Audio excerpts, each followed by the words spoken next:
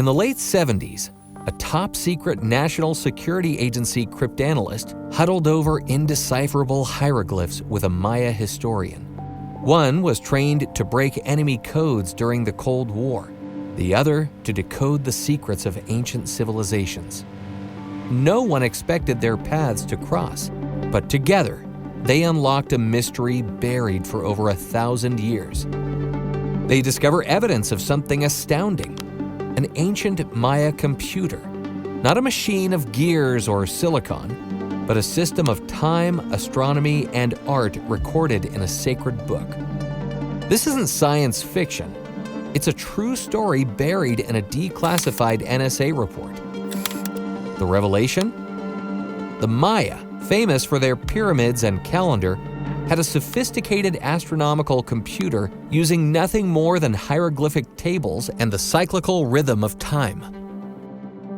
It was so precise and elegant that the redacted NSA cryptanalyst and historian Charles Lacombe described it as an astronomical computer, almost unbelievable in its perfection and simplicity. How did ancient priests, without telescopes or modern math, achieve a level of astronomical accuracy that rivals our own? And why did an NSA codebreaker need to get involved?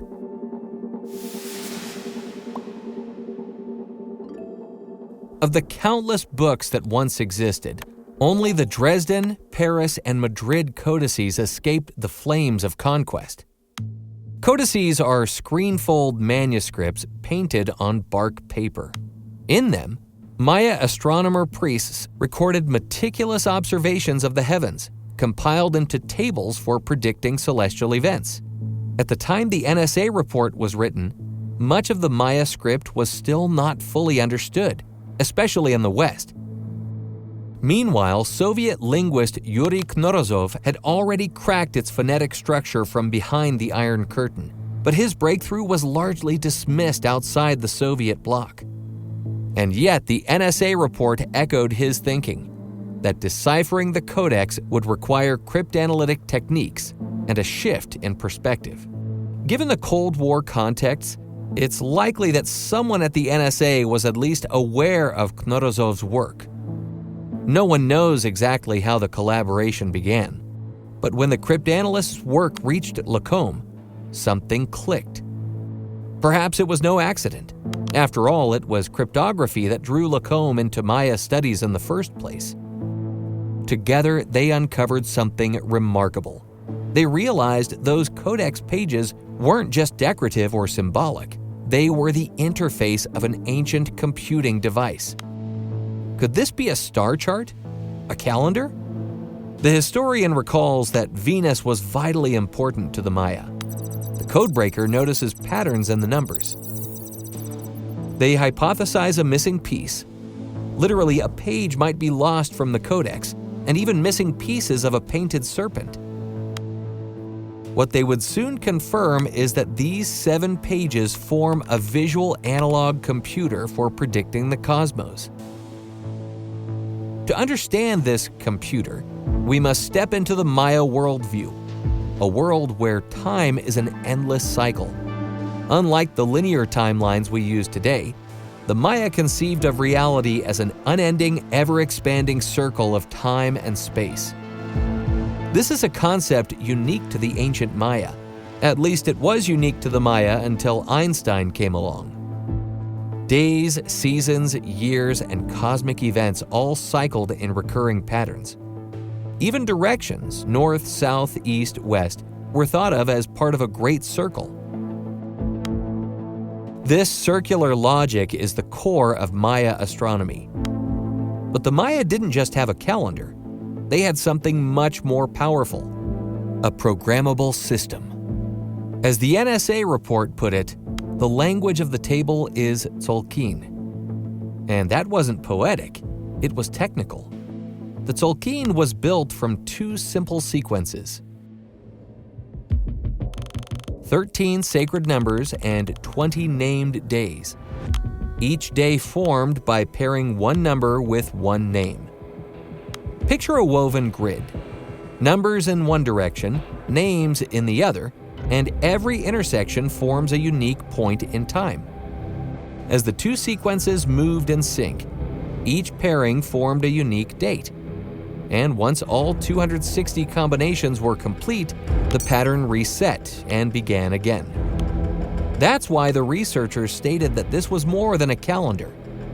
It was their operating system, the platform on which they could run other cycles like planetary motion, eclipses, or the solar year. Just like modern code is written in programming languages, the Maya wrote time-based algorithms in the language of the Tzolk'in. They used numbers and dates arranged in grids, shifting across them horizontally, vertically, even diagonally, to generate precise readouts for Venus cycles, leap year corrections, and eclipse predictions. In standard Maya writing, day glyphs are almost always paired with numbers. That's how the calendar works. But in this codex table, the numbers are missing. That wasn't an oversight. It was deliberate. By omitting the numbers, the system becomes flexible and reconfigurable. A programmable interface, not a fixed record. In modern terms, the Tzolk'in was their code base, the table was their interface, and the priests? They were the programmers of time. Whoever created it understood how to weave multiple calendars into a single system. And that's what made it so incredibly precise. By finding common multiples and resting places where cycles sync up, they could predict when, for example, Venus would rise at dawn exactly on a sacred festival day. With this mindset, the Maya didn't just observe cycles, they programmed them into their calendars. But the historian and the analyst sensed something wasn't right. The section felt like a complete unit, yet part of it was clearly missing. 5 serpents are painted across these pages, but an obvious gap hints at a 6th serpent missing on a lost page. The text and images felt dissymmetric, as if a final piece of the puzzle was gone. The team set out to virtually reconstruct that missing page and serpent using logic and math. They first deciphered the table of day signs on these pages. It was the 260-day Tzolk'in laid out in 4 rows of 65 days each. By choosing a direction and interval to traverse the grid, the priests could generate the timeline for a specific celestial cycle. This was the hallmark of a computing device. The NSA analyst described this mechanism like a typewriter. If we picture the table as a typewriter's platen, the roller that holds paper, in its horizontal mode, the carriage goes from left to right across a row of 65 days, then drops down to the next row, and so on. In a vertical mode, after reaching the bottom, a kind of line feed returns it to the top of a new column.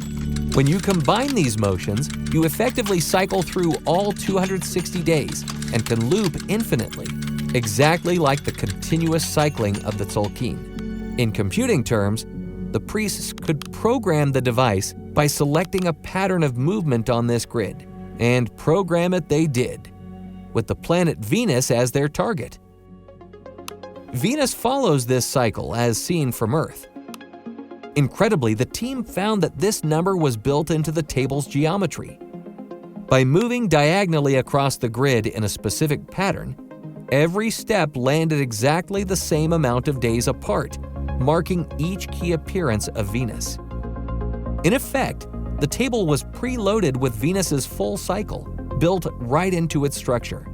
All a priest had to do was follow the pattern to know exactly when Venus would reappear as morning star or evening star years into the future. It turned out the codex had 2 interlaced patterns of days. One pattern corresponded to Venus as morning star, and the other pattern corresponded to Venus as evening star. When these M and W-shaped sequences were drawn through the 260-day table, every step along them was the same number of days apart. In other words, by following the connected glyphs, the priest could read out the entire Venus cycle 65 times over, which is about 104 years of Venus's appearances. That's over a century of predictive power, all encoded in one chart. No wonder that in the NSA technical journal, they called it a computer. It was doing what our modern software does, iterating through algorithms, but on a painted manuscript. And it wasn't only Venus. The more they tested, the more they found this astronomical computer could do. It could track solar eclipses, seasons, even cycles of Mars, Jupiter, and Mercury, all by choosing different step intervals on the same 260-day grid. The Codex was like a Swiss Army knife of astronomy. For instance, the Dresden Codex contains a famous eclipse table. The team showed that using a similar pattern on the 260-day grid, the two specific intervals, which are key to predicting eclipses, line up perfectly, producing a full eclipse prediction cycle that spans many centuries before repeating. The same table could output a 365-day solar year count in vertical columns, and it even built in a leap day correction every 4 years, making the Maya solar calendar more accurate than we use today, the Gregorian. The next breakthrough moment came when the team resurrected that missing sixth serpent. By analyzing the 5 visible serpents on the Codex pages, they noted each serpent intersected the Venus patterns at 4 critical points on the grid. Certain day glyphs showed up 4 times, while others only 3. The pattern was incomplete. If a 6th serpent were added, it would supply the missing intersections, giving those remaining glyphs their 4th occurrence and restoring beautiful symmetry. They deduced where that serpent should go. It aligned with this day sequence. Sure enough, adding that in made every one of the 10 special day glyphs appear 4 times under a serpent, balancing the entire design. Even the directions each serpent faced, left or right, fell into a symmetric pattern when the 6th was included. This was the final confirmation.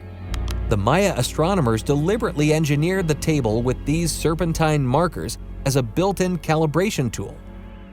The serpents acted like pointers or cursors on the imaginary screen of the table, highlighting significant dates in the cycles of Venus and the other planets. One could say the serpents were part of the user interface of this ancient computer, guiding the priest's eye to the correct date for a predicted event. When all was in place, the full 260-day grid, the patterns for Venus's synodic cycle, and the complete set of 6 serpents, the Maya had a functioning computer program coded in glyphs and imagery.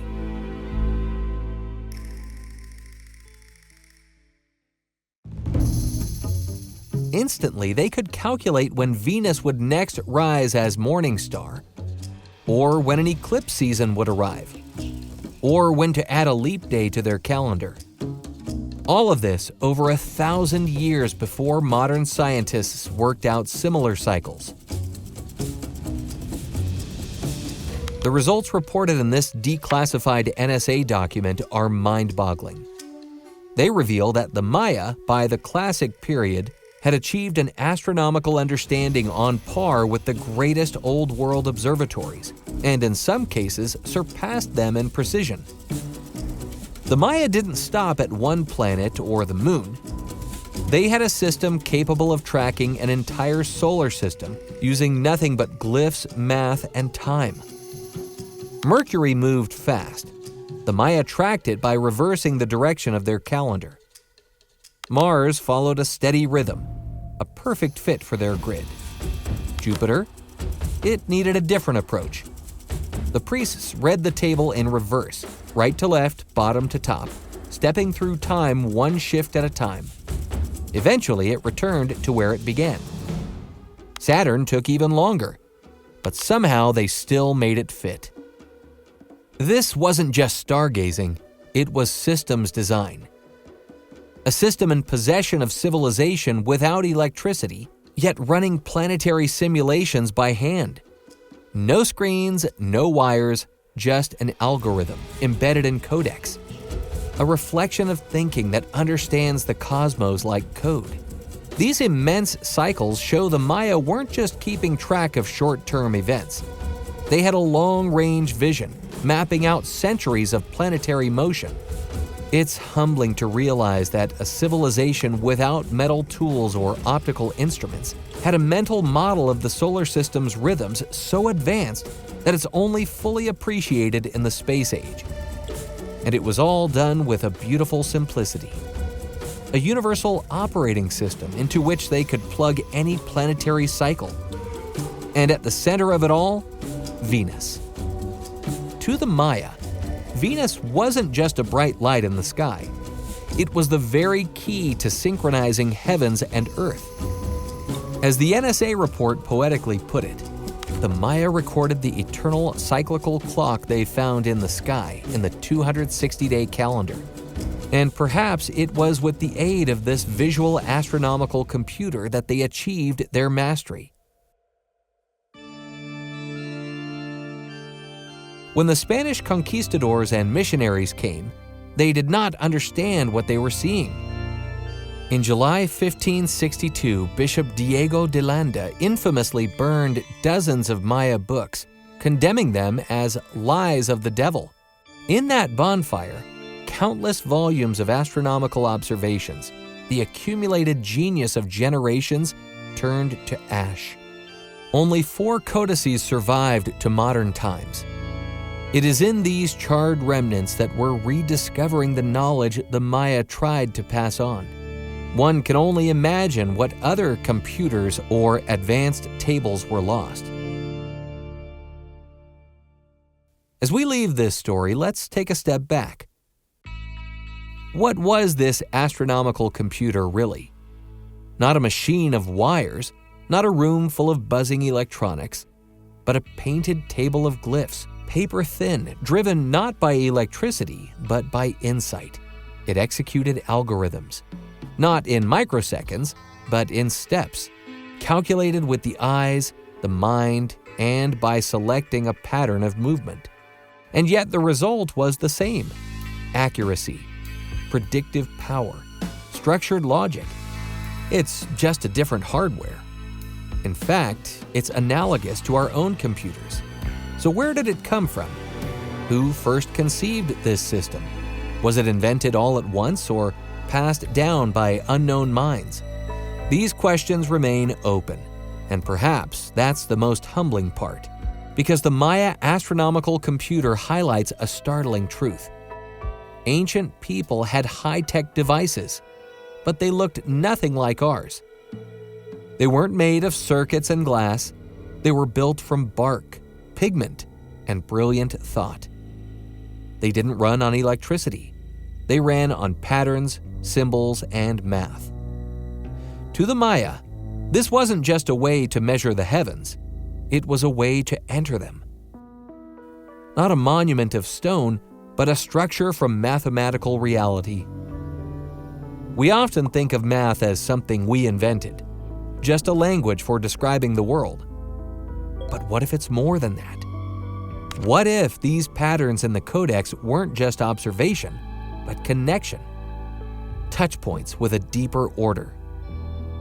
Some might speculate that the Maya preserved a knowledge passed down from a civilization far older and far more advanced. A legacy of contact with beings so evolved they were remembered as gods.